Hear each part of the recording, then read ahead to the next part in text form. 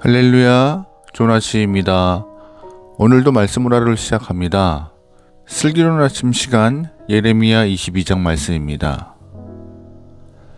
모든 부부는 사랑해서 결혼했고 행복하기 위하여서 가정을 꾸립니다. 그러나 부부 사이가 좋지 못한 가정이 생각보다 많아요. 부부 사이가 좋지 않으니까는요, 당연히 가정의 분위기도 좋지 않습니다. 사랑이 사라진 가정이 되는 것입니다. 그런 상황 속에서 아이들이 부모의 사랑을, 따뜻한 가족애를 경험하지 못하는 것도 당연한 것이고요. 가정에서 사랑받지 못한 아이들은 타인에 대한 배려가 부족하고 상대방을 사랑하지 못하는 경향을 보이기도 하죠. 자신의 감정을 말로 잘 전달해서 주변 사람들과 좋은 관계를 맺는 것도 서투릅니다. 결국 주변의 분쟁만 끊임없이 발생시키는 그런 트러블 메이커가 되는 경우가 있죠.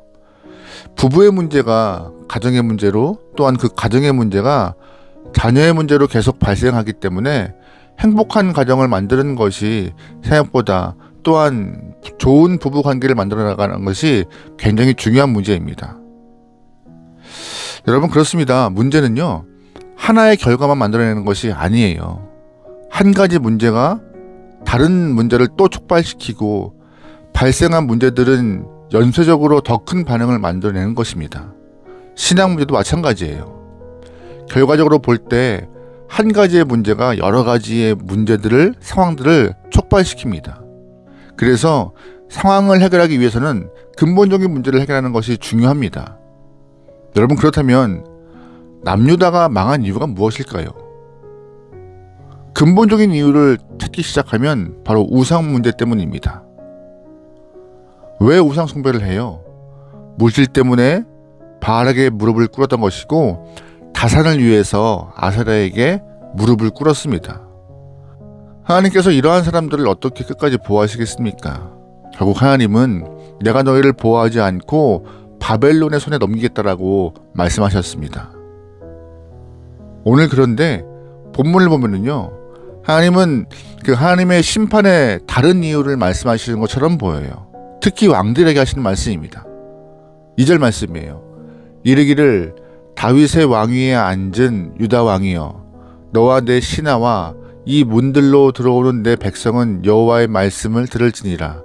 여호와께서 이와 같이 말씀하시되 너희가 정의와 공의를 행하여 탈취당한 자를 압박하는 자의 손에서 건지고 이방인과 고아와 과부를 압제하거나 학대하지 말며 이곳에서 무죄한 피를 흘리지 말라.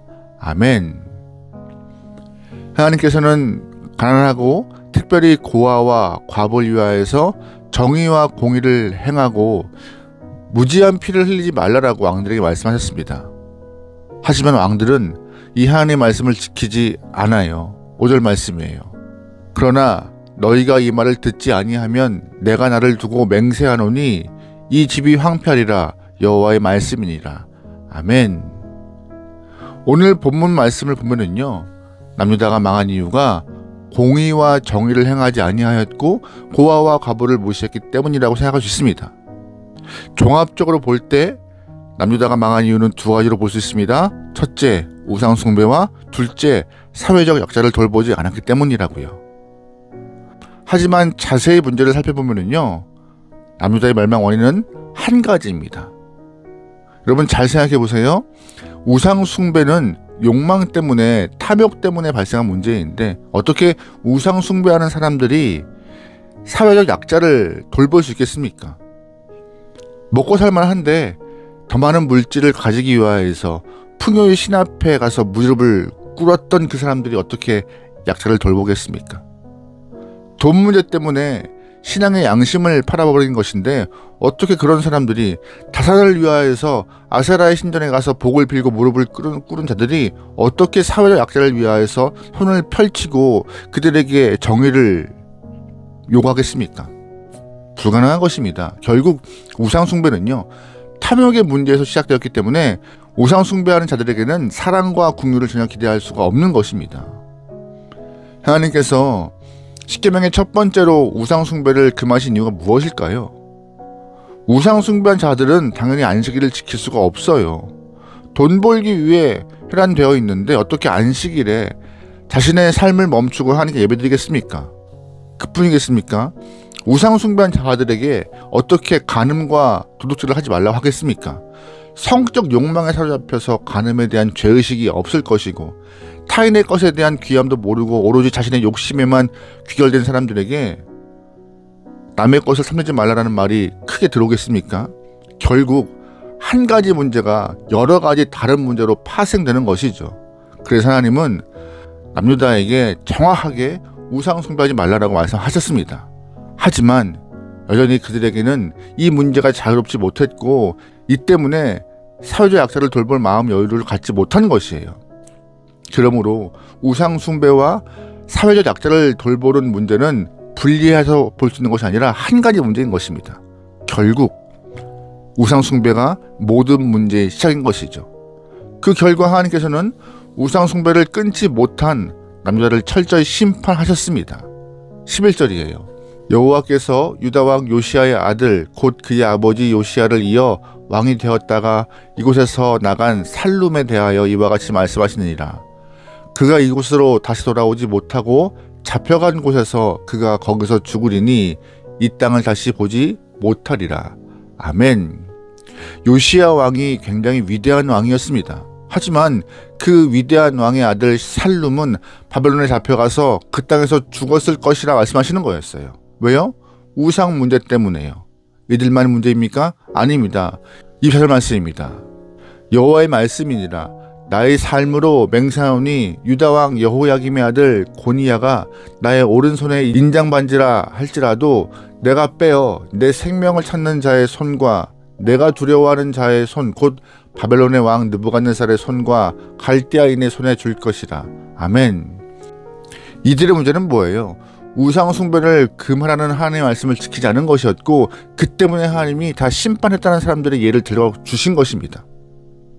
여러분, 신앙생활 중 문제가 생기면 그 문제를 빨리 해결하기 위해서 집중하고 애써야 해요. 기도생활에 문제가 있으면 말씀 읽는 수고를 하지 않습니다. 예배에 문제가 생기면 그 예배 문제 때문에 신앙생활 전반에 있는 상황들이 좋지 않게 흐름이 바뀌어버려요. 인생에 일어나는 한 가지 문제를 쉽게 보지 마시고 그 문제를 속히 빨리 해결할 수 있는 지혜가 있길 소망합니다. 또한 결단도 있길 소망해요. 그러기에 오늘도 하나님 앞에서 기도하면서 자신을 집중적으로 살펴보시고 우리의 인생에 어떤 문제가 있는지 돌아볼 수 있길 소망합니다. 내 삶을 돌아보는 성찰을 통하여서 한 가지의 문제가 발견된다면 빨리 해결하여서 다른 문제가 일어나지 않도록, 더 문제가 확산하여서 커지지 않도록 예방하는 모습도 지혜로운 삶의 모습인 것입니다.